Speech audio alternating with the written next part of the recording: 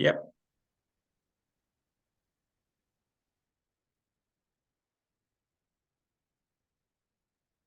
Okay, well, good morning, everyone, and thanks for being prompt and joining us for this first webinar I'm running under the Watford Fit to Bid Supplier Development Programme. If you've not done these before, a little bit of housekeeping to start with. Keep yourself on mute, keep yourself off screen. These are interactive sessions, and I'm the sort of person that likes you to get some value out of spending an hour listening. So try and commit to something that you're going to do as a result of spending an hour on this webinar. If you've got any questions, I'll answer them either as we go through or at the end. Put your questions in the chat, and we'll get ourselves started now. So, for those of you who don't know me, a little bit of background on myself. 30 years in banking for my sins. Obviously, I was one of the good guys, I would say that. But on a serious note, I spent time looking at businesses right from startup through to large international banks, and also spent 4 years managing government contracts for the bank, both local authorities and central government departments. And that involved a lot of bidding and tendering, whether that was new tenders or whether it was renewals of existing contracts which we either had or we were bidding for. So that's where my bidding and tendering knowledge comes from. I'm a member of a team called Branduin. We're running this program on behalf of the council. I'll tell you a little bit more about that in a moment. And essentially, I've worked on a number of these sort of programs which we deliver for various local authorities. And you can see on the screen the various councils I've been working with. And I've also been an advisor with Branduin at the British Library. And in terms of doing something good for local older people, I've also got a small social care business, which is good for my heart. So a combination of technical expertise in my head with these sort of programs and helping older people as well. So that's 40 years summarized into about 40 seconds. So I guess I must have been having fun because time is clearly flying. Okay, so let's talk a little bit about what we're going to do in this workshop and the subsequent one that I'm running in a couple of weeks' time. As it says, it's an interactive workshop. I'm a firm believer that what you put into life, you get out of life. So do get involved, do get and participate in the exercises. You'll get more out of it. And as it says, what we're going to talk about this morning is all based on the principles of best practice and excellence in selling. Some newer suppliers, some suppliers think and treat the bidding process as an administrative exercise. And if you do that, really, you're on the way to failing. It's not an administrative exercise. You really are always selling yourself, your company, the benefits of what you do. So keep that in mind as we go through the process. And we'll cover quite a lot in the two sessions. We'll look at essentially what makes up the principal elements of a winning bid. We'll talk about things like why organizations go out to tender, the sort of things they look for. I'll show you about getting the basics right. And I'll talk more about that in a minute, because you've got to get that right to get through to the next part of the process. And then I'll talk about what makes up a winning bid, supported by what I like to call the golden rules. And it covers things like making sure you've understood fully the questions and objectives, confirming your solutions. What are the selling points? What's the benefit to the client? What's the value you're adding to the client? And how do you evidence that? How do you prove that what you're saying can be believed? We'll talk quite a bit about research, because it's important to know as much as possible about your client. And also, how do you write a clear, concise, and compelling bid? Because the evaluators will be looking at lots of bid submissions. So the easier you can make it for them, the better. So quite a lot to cover this morning and in the subsequent session. So let's crack on. A little bit about Branduin. We're a leading group of business advisors working primarily in London and the Southeast.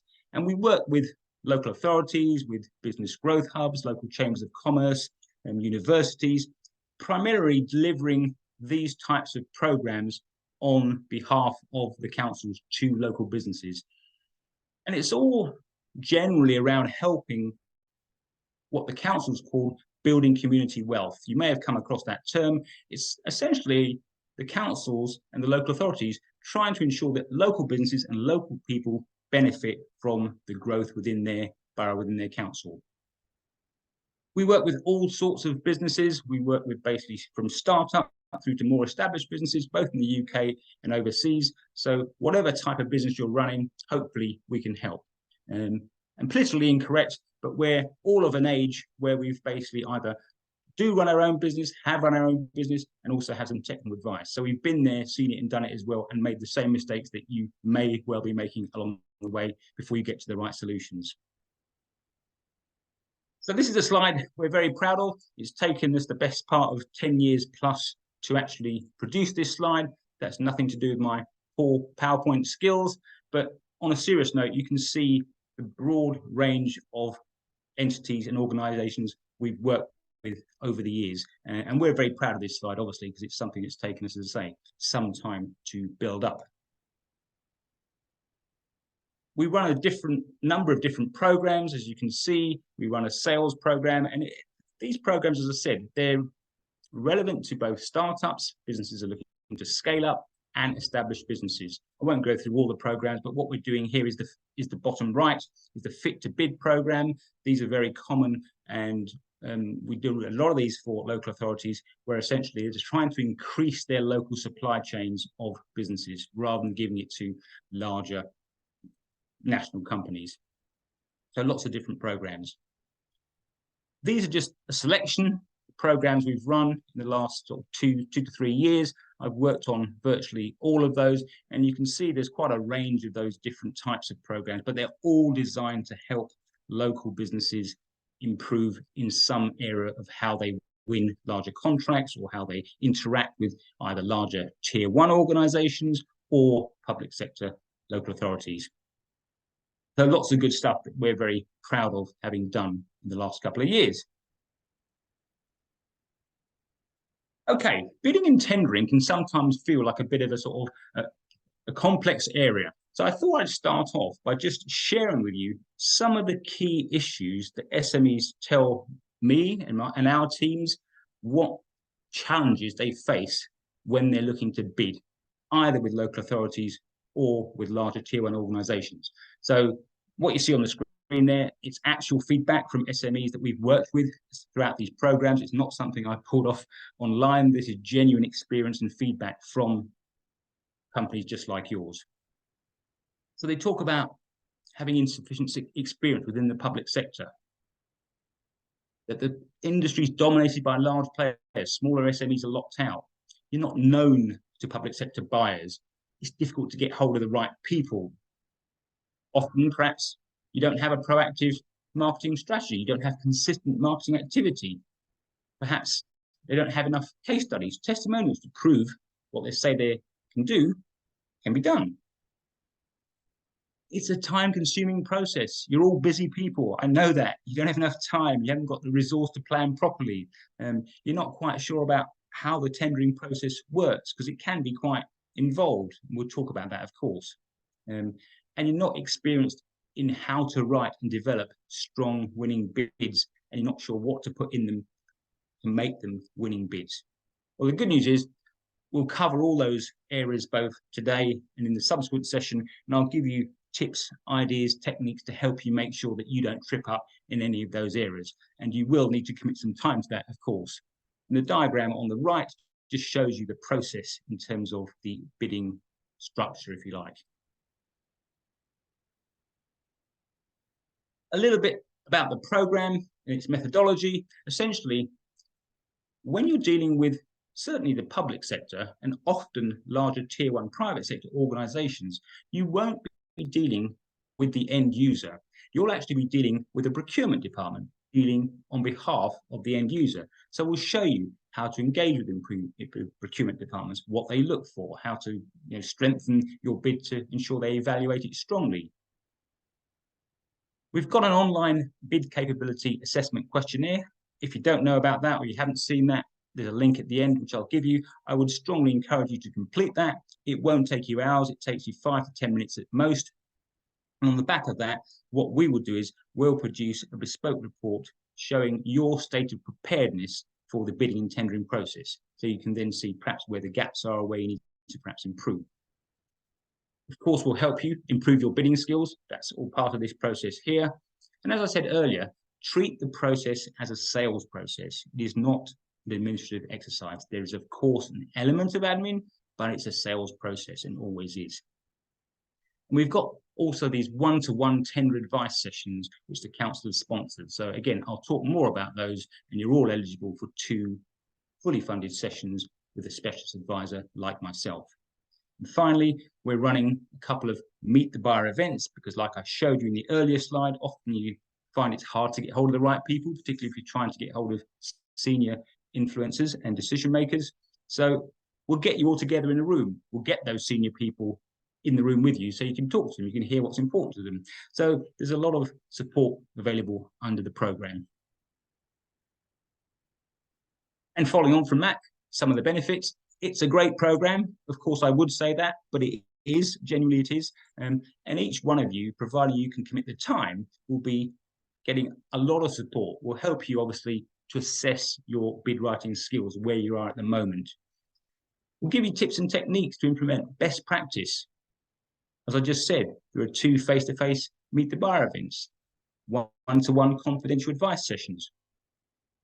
And we'll help you to submit what's called an expression of interest. If you haven't come across that terminology, it's essentially a document that you complete showing the council or a large organisation that you have an interest in bidding for a contract.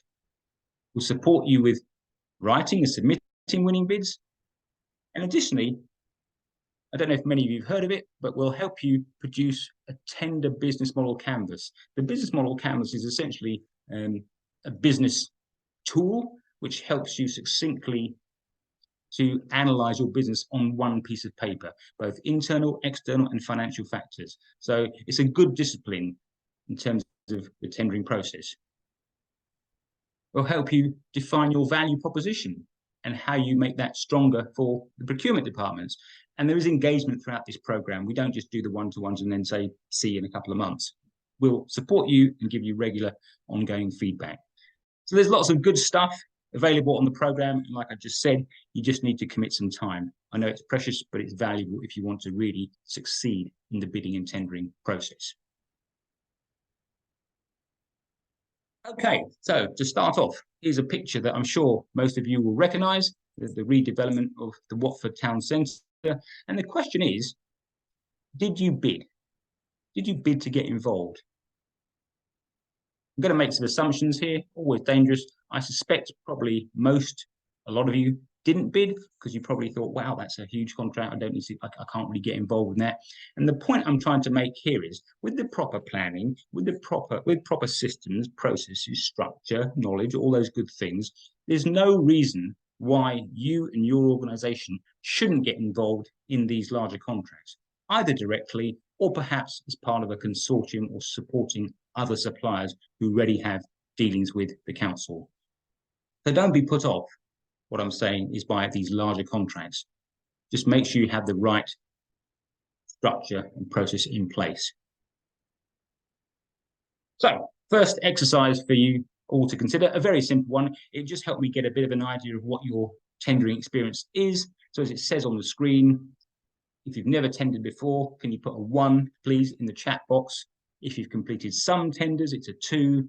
And if you regularly submit bids and tenders, then it's a 3. And if it's a 2 and a 3, perhaps you can just put in there what your level of success is. So I'll just give you 30 seconds to think about that and pop something in the chat while I have a quick drink.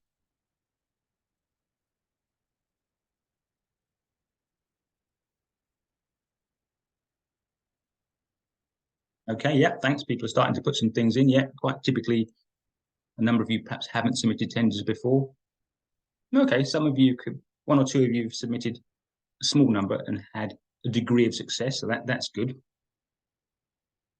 Okay, so no one regularly submits bids and tenders, and I do accept that it's quite a time-consuming process, so that's not surprising, but thank you for doing that. That's helpful to give me some context.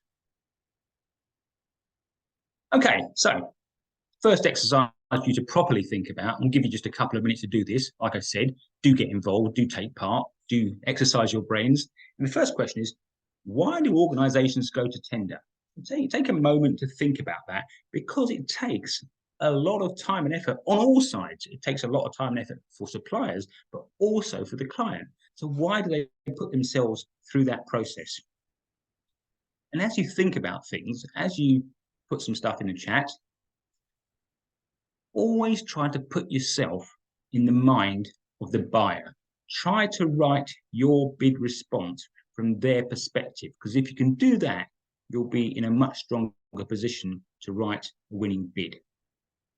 So I'll give you a minute or two just to think about that and pop some examples in the chat. Don't be shy. Someone's got to go first. So, please do take part, as I said.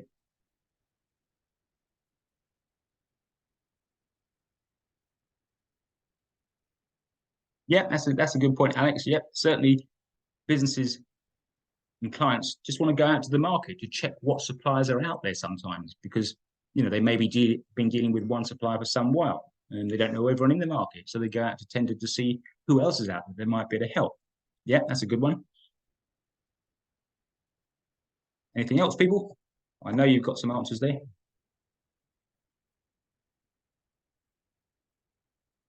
Yeah, Nina, that's a good one as well. Yeah, absolutely true. Check the market pricing to see and get a gauge on what's out there in terms of price. We'll talk we'll talk a bit more about pricing in a moment, that's for sure. Yeah, that's a good one. Seek different solutions, innovative solutions. That's also good.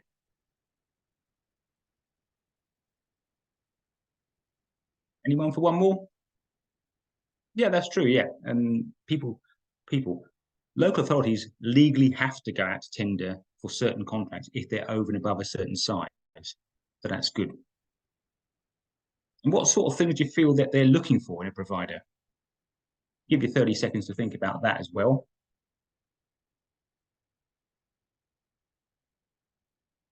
Yeah, that's a very, very good point. Definitely. Someone who's got a supplier that has experience and knowledge and a track record in the sector. That's massively important. That's a great point. Yep, someone they can trust, partner that sort of, feel they can work with, capable partner, professional partner. That's all good stuff. Okay, no, that's great. No, thanks for participating in that. It just helps to get the sort of the grey matter thinking a bit. So let me share a few of those points that I've got down, which some of them you've already got. So firstly, it enables the client to make a fair and objective comparison. This is particularly important for local authorities because they ask the same questions for all clients. It's a very objective process, and by doing that, hopefully, it should minimize the risk in them choosing the wrong supplier because they've gone through a very thorough, detailed, structured process. Yep, some of them, of course, have to meet certain legal obligations. There have to be some policies they have to commit to. The fourth one's important, obviously, to achieve a sustainably competitive price. And the key thing word there is sustainably competitive. It's not a case of cheapest price wins. Often some suppliers think that cheapest price wins, lowest price wins, but that's not true. Of course, they want a return on investment. They want to get value for money. They want to know, what are they getting for their money? Because all of these things will form part of the evaluation process. And they look to see what sort of efficiencies you can deliver. Can you show them a way of saving money, saving time, improving a process? And if you can demonstrate that's measurable, it's even more powerful. So there are a number of things they look for. And what other things should we think about? Or are they thinking about? Try to get into their mindset. I'll talk about this regularly as we go through the session. Think about how you can be innovative. How will you drive higher value through their organization? What's your ability to actually carry out the work? What's your level of competence? Can you demonstrate that what you say you can do, you can do? They'll be looking for suppliers that can help them improve things, improve services, communications. Do you have a collaborative approach? And all this feedback, by the way, comes from real evaluators of contracts. Another important thing is finding a partner that fits them culturally, finding someone you can work with. We all know we want to work with people that we know, like, and trust. So if you can fit in with their culture, and you need to research what that is, then of course you're going to be in a stronger position. Are you providing useful, user-friendly management information? Is it reliable? Is it accurate? How does it help their organization? Do you have what I call a future-focused expertise? What I mean by that is it's all well and good completing the tender and answering the questions that they're asking now, but are you the sort of organization that looks further forward?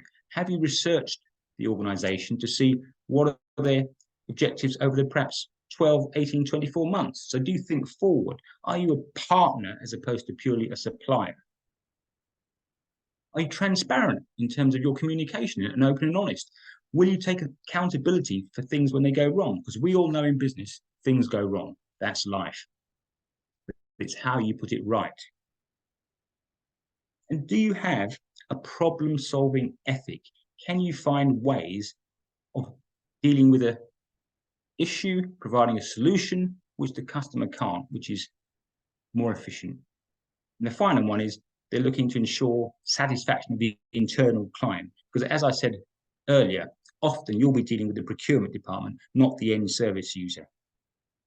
So these are all things and reasons companies go out for tender and what they look for. And if you can get your head around those and demonstrate those sort of issues in your tender bid, it's going to put you in a much stronger position. So keep that in mind. Okay, so let's talk about the basics first. You have to get this right. It's not enough to win the bid, but it is, if you get it wrong, enough to get you kicked out of the process. Sorry for the blunt terminology. So this part is, to an extent, an administrative exercise, but it's a very important administrative exercise that you have to follow to get yourself through to the next cut. So there'll often be what's called a supplier questionnaire. And it's a tick box exercise to a point, but you have to ensure you complete every box, follow the instructions exactly and carefully.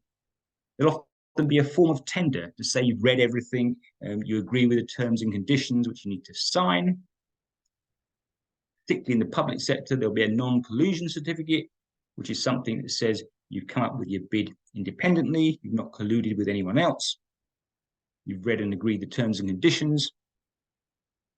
There can sometimes be a variety of different types of terminology. You might have seen this, like invitation to tender, request for information, request for proposal, pre-qualification questionnaire. Can be a bit confusing. So just make sure you know what stage of the process you're at and you answer the questions that they've asked clearly. They'll often ask you for a set of your accounts, probably over the last 3 years, and typically you'll be asked to provide 2 to 3 references, preferably where you've provided similar services in the sector. And again, it might sound obvious, but make sure you pre-advised and notified those referees that the client may be getting in touch. You'll have to demonstrate you've got certain policies in place, maybe health and safety, social value policy, anti-slavery, all sorts of things. And what I would say to you there is get those policies in place now. Don't wait till you have a tender that you want to go and bid for and then think, oh, hang on a minute, we don't have a social value policy or we don't have an anti-slavery policy. Get them in place now. They're not as daunting as you think. There are plenty of templates online you can find. And it really is a case of just demonstrating that you've got something in place which is credible. It could be one sheet of paper. It doesn't have to be a 20-page policy document, just to show that you have something in terms of the policies that are required. And there'll often be a pricing template to complete. But all our competitors will be doing this. Everyone's going to be doing that. This does not win you the bid, but it does hopefully get you through to the next stage. That's the basics. So the question is, how do you move on from that to a winning bid? And part of that is about planning. So let's spend a minute or so talking about planning. It takes quite a bit of time and effort to complete a tender response, particularly if you're doing it for the first time. So do allow yourself sufficient time. And as it says on the screen, project manage it. And what I mean by that is you may have worked on similar projects. You may have someone in your organization or yourself who has project management methodology skills, like Prince2, for example.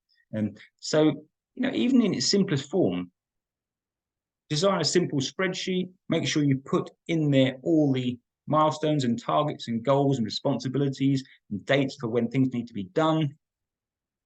Think about who's on your bidding team that can help you. If you're a one-man band, okay, you have some challenges and you need to sort of manage that yourself, but who else can help you? What other stakeholders are involved, both internal stakeholders and external stakeholders? Know the deadlines, be crystal clear on that, and always work to submitting your response the day before, because I can guarantee you'll run out of time. I've had so many conversations with local authorities, because now you typically would send something online in terms of your bid response, and it might be a midday cutoff. And then you get calls from people at 5 to 12 saying, oh, I can't quite get into the system, the password's not working. And they will disqualify you from the process if you submit your bid at 10 minutes past 12, if the deadline is 12. So make sure you work and give yourself enough time to a deadline the day before. And the final thing that's important, and I know this from my experience, if you're working on a tender response, and certainly when I was in the bank, they were quite complex, you could work on a response on and off for the best part of a month, get someone independent who's not been involved to read it, and not just for errors and mistakes, but also to ensure that you've answered the questions fully and you provided and written in a style that's easier for the evaluator to review. So I can't underestimate the importance of good planning. It really will help you in your bidding process. So let's talk about what makes up a winning bid. What are the elements of a winning bid? Well, it's a combination of two things. Firstly, the right price. And like I said, that's not necessarily the cheapest price, it's the right price. And secondly, what I like to call the golden rules. Let me touch upon those. Does your bid directly answer the questions, directly according to the evaluation criteria? Have you answered all elements of the question? We'll do an exercise on that in a moment. And just remember, all these golden rules, they apply to any business, regardless of sector. My role, I suppose, in this process is to give you as many tools and tips and techniques to help you produce that winning bid. Do you understand their broader needs and objectives? I talked about having a forward-looking outlook, knowing what their strategy is over the sort of medium term, not just their immediate challenges.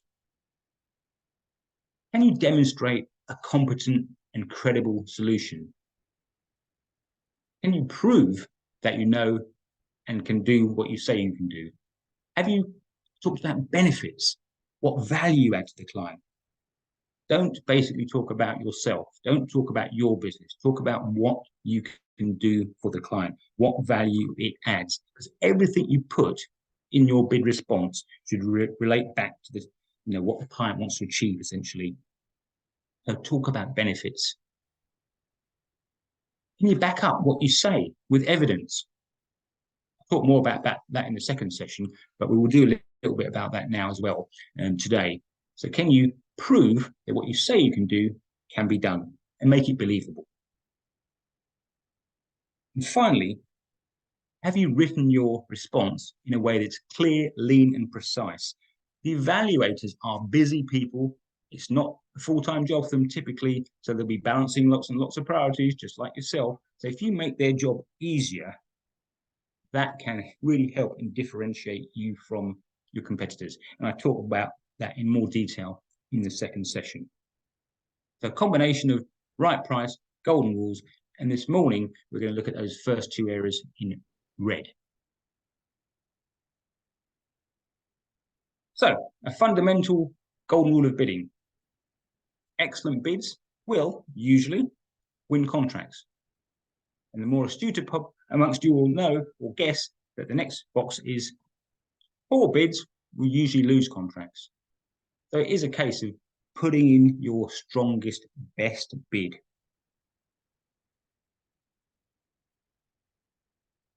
But it's quite remarkable how many bids I've seen, because I review them on behalf of clients, poorly prepared and poorly written. Just let me give you a few examples down there. Not fully answering the question, not understanding the question. I know you're all busy. So the danger sometimes is you read something quickly, you think, I've got that, you quickly write a response, and actually you've missed or you've misunderstood the question. Do an exercise on that in a moment. Another error, focusing on your own business, not on the client. I've said this a number of times already. Try and put yourself in the mind of the client. Think about how what you are saying will help them. How will it add value? Talk about benefits, what it can do for them, not features. I'm sure you know, not what it is, but what it does. And often there's just not enough evidence to back up what you say. So again, start building up your bank of evidence. And we'll touch upon that in a minute. So there are many, many simple errors that you can easily overcome just by making sure you look at the terms thoroughly.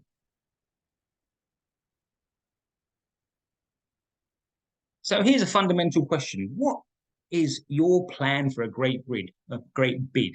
Why should they choose you? And that's the first question you should always ask yourself. Why us? Why me? Why my company? So I'd like you to spend a couple of minutes on that, having a think about these two areas, both interlinked. Why should they choose your company as a supplier? Question one. And how can you show evidence that you've got expertise in the service that they require? So I'll give you a minute or so to think about that. As I said before, please do get involved, put your input into the screen, force the grey matter to think a bit, because if you can't articulate it to yourself, how will you articulate to the client? So just give you a minute to do that.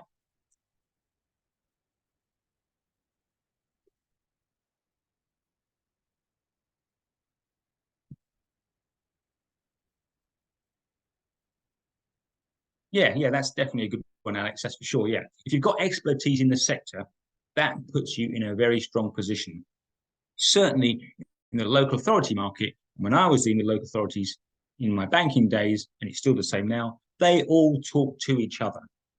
So, for example, with Branduin, we've built up a track record of what we've done, thankfully, successfully, with various local authorities. So when we're bidding for a contract, we can show and demonstrate we've run this program for this council, for that council. This is the value we added. So yes, if you can demonstrate expertise in the sector, if you've got an experienced team of people, then fantastic. That will really help, particularly if you've run similar projects. It just shows you've got a track record. Okay, anyone for anything else? Think about how you can evidence it. How can you prove you've got that expertise? Yeah, quite right, John. It's not rocket science. Have some testimonials, have some case studies, have some client feedback, because it's always much more powerful if clients say how good you are rather than you saying how good you are, because it's independent.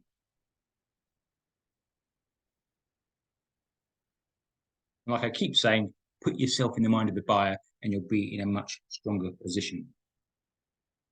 But is all this enough? Well, firstly, here are some of the reasons, some of which you've got, why a client might choose you.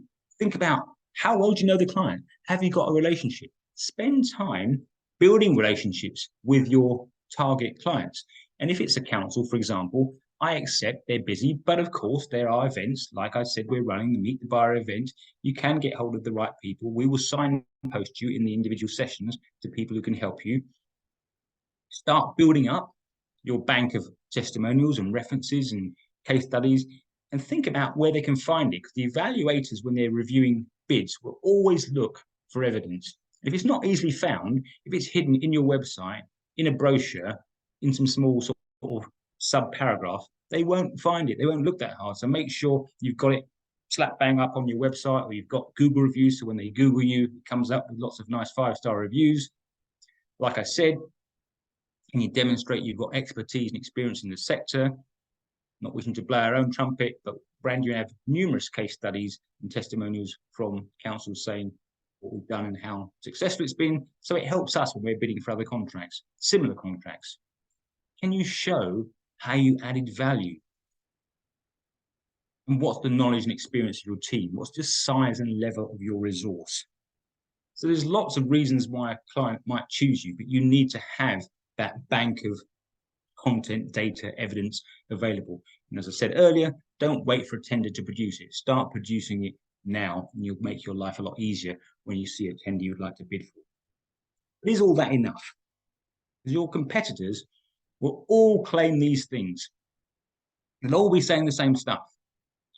So what you need to do is you need to turn that sort of generic language into a more focused, bespoke, value-driven narrative with evidence, and that will help you to score the highest marks. So it's all well and good saying things generically, but how does that translate to the bid you're putting in at the time? So next golden rule, and I've been talking about this in some detail, understanding what you're being asked and the objectives are critical to writing a winning answer. And that somewhat unusual robotic diagram is, of course, putting yourself in the mind of the client. Keep that thought process in your own minds as you write your bid responses. So every bid will have an objective hierarchy, a hierarchy to understanding what's important to the client, what it is they want to achieve. So the organizational objectives, they're the sort of strategic objectives. How will you help them with the bigger picture? Then there will be some absolute needs of the project that we must deliver. There may be some sub-needs along the way. And then there's something called added value. We all know what that is. It's not a nice to have. It's what added value can you bring to the party? What things have you come up with? What ideas, what suggestions, what recommendations that the client hasn't thought about? This is the opportunity for you to make recommendations. So to break that down into something realistic, for example, the high-level objective with councils might be they want to increase the number of local suppliers. They may have a contract where they want to source quality catering for care homes. That would be the high-level, first-level objective. The absolute need objective would be something like appointing a catering contract with perhaps healthy options. And the added value may be that you have vegan choices. You can present the food in a way that's aesthetically pleasing. You've got the nutritional value on the food content. So there are a number of ways where you can differentiate. One of the best questions I was asked by a client with a tender is, what is it we've not thought about? And that's where you are given the chance to prove and demonstrate your knowledge and expertise in the area. And that can really differentiate you from your competition. So as I say, broad range of objectives to submit winning bids. Once you've identified those, you've started to create the foundations, the base for producing a winning bid.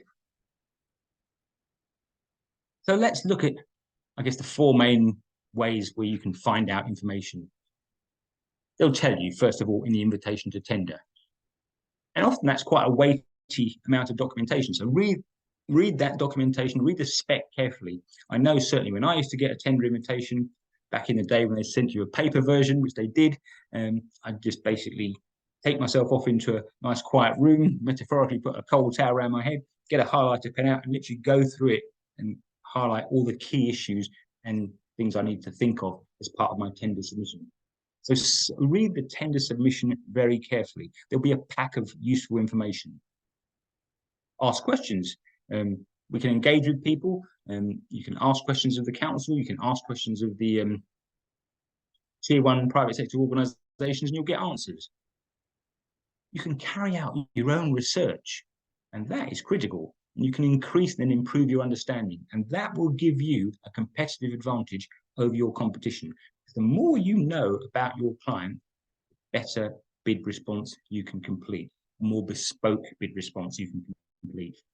So do your research, get an edge over your competition. And then you can also ask questions and clarify client requirements through the formal Q&A process. But just remember that all the answers in the formal process will be shared with other suppliers, potential suppliers. So don't ask anything sensitive. So there are lots of ways you can get a deeper understanding of what it is the client actually wants.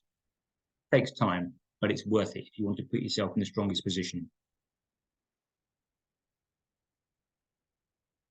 Okay, so let's look at how you can maximize your score, the evaluation process. And the key one at the start is understanding all the different elements of the question, correctly identifying all the elements. We're going to do an exercise on that in a minute. Because once you've understood that, it helps you establish how you're going to structure your answer, how you're going to make sure you've covered all elements of the question. Because guess what? If you only answer it partially, if you miss stuff out, you'll score fewer marks. And you want to give yourself the best possible chance of scoring highly with the evaluation team. So here's an exercise for you to think about. And it's a real question from a real bid, it's not made up. And the question is quite simple, and that is, how many elements must our answer address? So you're all competent. I'll let you read the, the information on the screen, and then just put a number in the chat in terms of how many elements to that question you feel your answer needs to address.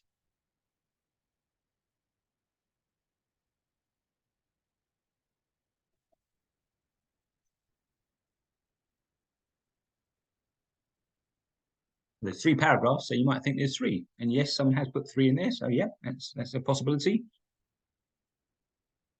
Got 5 as well. Yep, a 5. Okay. Any advances on 5? give you another 10, 20 seconds to think about that. We've got a 6. We've got a 6. Okay. This is not a bidding process. So we've got a 3, 5, and a 6. All right. Let's look at it in a bit more detail. Let's break it down. Well, the answer is there are actually 6 specific separate elements that we need to address within our response, as you can see. So it's broken down in a bit more detail at the bottom of the slide, as you can see. And you've got to make sure you cover all those in some level of detail. So, for example, a high-level description and structure of your company. You might have an organogram you might want to put in there. Question 3 says number of people in each team. Well, you could, if it's true, say 4. That could be your answer. But actually, how are you going to go over and above? So you might say 4, you might give a 2-line bio on each person, you might have a little picture of them, because actually, surprisingly, that makes it a bit more real. If you've got a picture, and as we have on our branding site, of people, you can see they're human, they're hopefully smiling, they're looking helpful. So again, think about how you stand out from your competition and go over and above. Don't give too much information, but think about how you differentiate. Why? Why would they choose you? So message there, read the question carefully, make sure you answer each element of the question.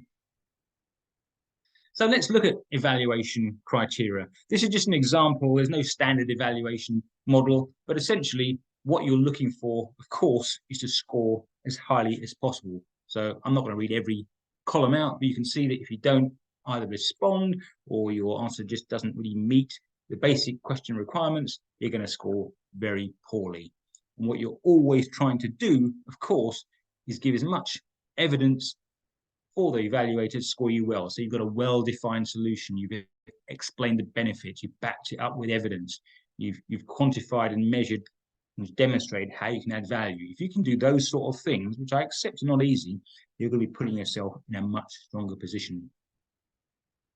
And the other thing with evaluating tenders is sometimes you'll see that the criteria is weighted.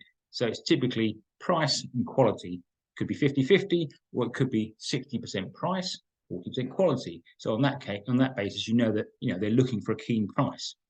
With the bids that brand you and get involved with for running these sort of contracts, they're quite complex. So often there's a greater weighting on the quality in the delivery, and pricing, of course, is a criteria, but it's less important. They're willing to pay a higher price for a better service, which is what I said earlier, the cheapest price doesn't necessarily win.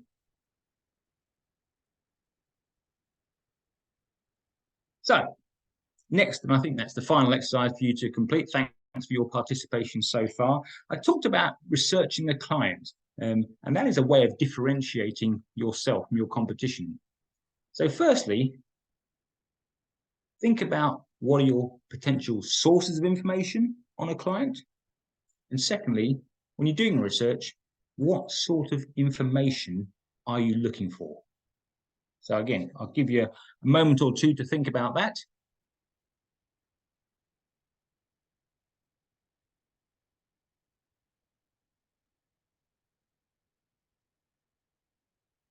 Yeah, that's a good one, Nina. I guess that's the obvious starting point is their website. Yeah, we'll look at that in a bit more detail. Good starting point. Social media, yeah, there'll be lots and lots of information on their various platforms, depending on what sort of social media platforms they use, for sure.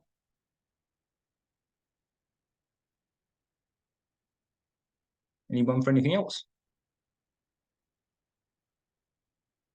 Yeah, you're right. Certainly with councils or with local authorities, they'll have various strategy documents, they'll have various publications, press articles.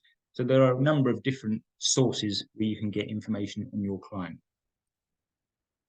Okay, another few seconds for anyone for a last bit or anything you think you're particularly looking for.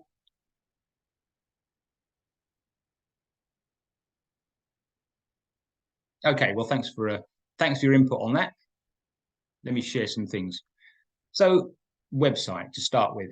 That's the brand new website, and as you can see, it's got details of basically what's important to us, who the team are. There are links, there are contact points. There's a bit more information about the various team members. It gives basically you an idea of what's important and what sort of things we're involved with as a team. Talked about social media. We tend to use LinkedIn quite a lot as an organization. You can see the sort of things that we'd be involved with, what sort of people we're following, what sort of organizations. So again, do have a look on their social media pages, Twitter, Facebook, you know all these things, of course, but there is lots of powerful information on those various social media platforms and channels. So do spend time searching and researching that. So let's look a little bit more in terms of Watford Borough Council. Again, they've got a comprehensive website. There's a lot of information there. I accept that. But again, like I said at the outset, if you're going to do something, you need to do it.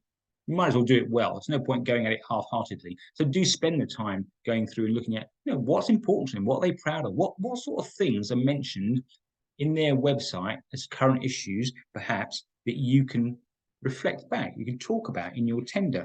What challenges are they facing? Is it working from home, for example? I don't know. There's a whole host of things that will be useful for you contained in their website. And as a potential supplier, the council in Watford, they try and help suppliers as much as they can. They show you where to find opportunities, what portals you need to be registered on. They will also give you details of what's coming up for procurement in the next few months. They give you ideas of the sectors where they're procuring higher value contracts. There's even a contract register with all their different contracts when they're mature, when they're expiring. You can look at who the key people are, who's the head of procurement, who are the influencers, who are making decisions. Have you got any contacts there? Are there people you know? And as you can see there on the screen, there is a lot of helpful information. And like any organization that's large, yes, it might take you a bit of time to go through it, but it is really worth the time and effort, because by getting that deeper understanding of your client, getting that deeper understanding of what's important, what challenges they're facing, what issues they're facing, you will stand out and differentiate yourself from your competition. So do take the time. It's worth doing. So let's have a look at the various sources of research and information. Well, of course, you've got the bid document. That's got to drive and lead your thinking. Like I said, there'll be lots of information and useful things in there which you need to understand and follow. You'll have your own internal resources and knowledge. You might have people who know people within the organisation, within the council. Perhaps you bid previously for a contract with the organisation. What feedback did you get? Did you ask for feedback? Because that's quite important, to put it mildly. There'll be annual reports and accounts. There are Google alerts you can set up. There's a site called Glassdoor, which allows employees to give feedback on what it's like working for their organisation. There are various events, conferences. COVID is behind us. People meet up face to face. I said earlier, the local authorities, they'll produce a whole host of strategy papers, minutes, documents. If it's a private sector organisation, you may have credit reference agency reports. They're very detailed, very useful. You might find stuff on your competitor websites. So there's lots and lots of different sources which are available for you. You just need to go and find them.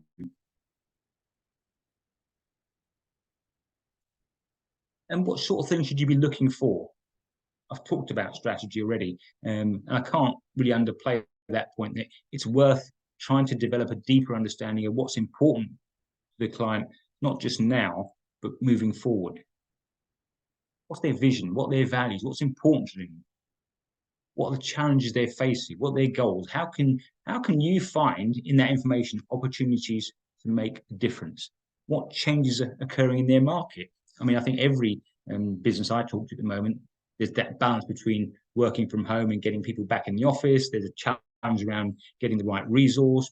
People are also, quite keen on making sure that they have enough time for personal issues now. So the days of, it's not 9 to 5 anymore, but whatever you want to call it, 8 to 6, 5 days a week. They don't want to spend 2 hours on a train commuting to London or wherever it is. What are the business critical issues for that organization? And what sort of language do they use? Because by getting a feel for that, you can start reflecting using that language back in your tender, and it'll all resonate with the client. Some suppliers, they'll actually have a definition. Sorry, some clients will have a definition of what they constitute a good supplier. Who's saying important stuff? Has the CEO stood up and said something important? Has the sort of head of the council said something important? So you could think, okay, we could mention something about that in our tender. What's driving them? What's motivating them? There are lots of useful pieces of information. And as it says in the bottom right of the slide, the more you know about your prospects and your clients in advance, the better and stronger position you'll be in.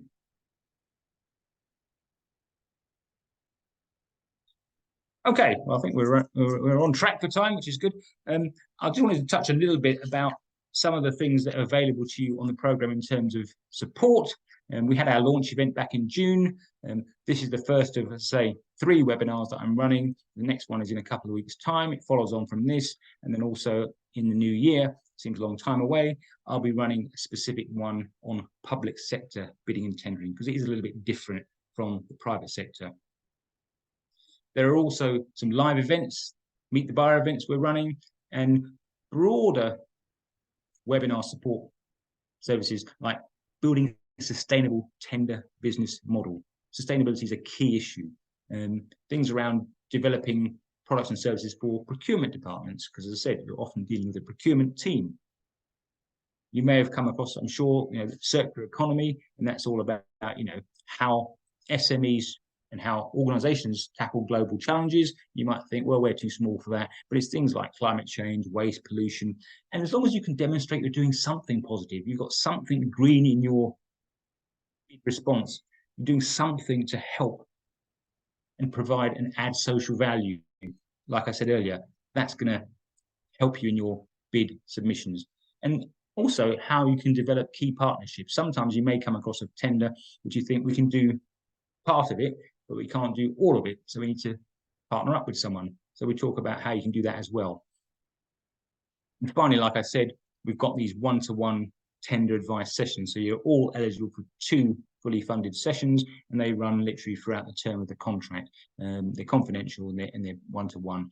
And all these webinars are run by people who are experts in their field. So there's lots of good support out there. If you can't make them, the webinars are recorded, so you'll get a chance to have a look at the links and look at them in your own time. So lots of support available, and I hope you will take advantage of some of those, if not all. I touched earlier upon the bid questionnaire, and I would encourage you, as I said, to try and complete that. It doesn't take long, but it gives you a starting point. It allows you to know what's your base level from where you need to sort of progress or where you need to develop to get yourself in the strongest possible position to write high quality, successful, winning tender bids. So that is a good use of 10 minutes of your time. So please do complete that. Just a little bit on the one-to-one sessions. They're not a bit of a chat. They're very structured sessions, and essentially everything that is discussed is recorded on an action card. We look at what your key challenges are up front, and essentially what we do then is we go through those in the process in the first session, and the idea is that you then go away, you have a few weeks to think about and make some progress with those actions, and we meet up again in 6 to 8 weeks to see how you're getting on. And we'll cover a number of different things. It's tender specific, but there's an element of broader business discussion we can have as well. So it just shows you down the column on the left the various different things that we can help you with, particularly around bidding and tendering and submitting winning bids. So do take advantage of those, and I'll tell you how you can do that either in a second or possibly even on the next slide if I've got it right. Oh, not quite, but in a moment. Well, just to show that we as Branduin do also follow our own advice that I've been given, there's a few case studies here. I won't run through them all. I want to touch on one or two. This one here, Sarah, I mean, essentially, she's basically developed a very, very successful and large cleaning company and has attended a number of our programs. I'm not going to stand here and say that everything and all her success is down to only what we've told her, but it's certainly been a big positive factor in getting her to where she is now, which is a very successful business. And Chunley, again, she's a lady who's on our program, and she's got an air technology business. And as you can see, she won the sort of silver award for Hertfordshire Businesswoman of the Year. Again, been on our programs, on the program now. And finally, there are just a few testimonials there from customers who've had one-to-ones with us. And I think one of the key things that comes out is that you're taking the time out to talk to someone who can empathize, advise, challenge, support, because when you're running your own business, particularly if you're a smaller business, it can be quite a lonely experience and you don't have people to turn to for, as I say, just bounce ideas off. So there's lots and lots of benefits and value in having these one-to-one sessions. They're all run via Zoom, so it literally will take an hour of your time. I would encourage you to get yourself booked on those if you haven't done so already. And that's the slide I was thinking about. So Tracy James is the project manager running this project on behalf of Branduin. I'm working with Tracy, and her details are there. We'll share the presentation and slides with you after, of course. So basically, do get in touch with Tracy or just get in touch with myself, and we'll get you booked on one of the one-to-one sessions. And it's all designed to help you develop winning tender bids. Right. Well, we're just about bang on an hour, I think. So that's good. So I hope you found that useful. My contact details are there on the screen. I'm going to stick around for a few minutes. Happy to take any questions. Also, please do put some feedback in the chat for, you know, how you found this, whether it's been useful, if it's not useful, you can be honest. I've got broad shoulders. And also at the outset, I said to you, maybe try and commit to do something as a result of spending an hour of your valuable time on this session. So what are you going to do as a result of what you heard today? So thanks again for your time. I'll just leave the chat open and I'll stay here, as I say, for a few minutes and welcome your feedback and your actions in the chat. Thank you.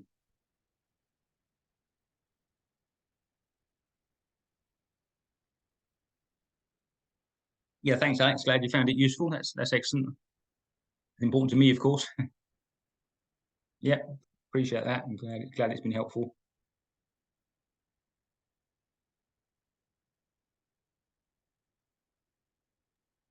Yeah, that's a good action point. You're going to start building up some testimonials and case studies. Excellent.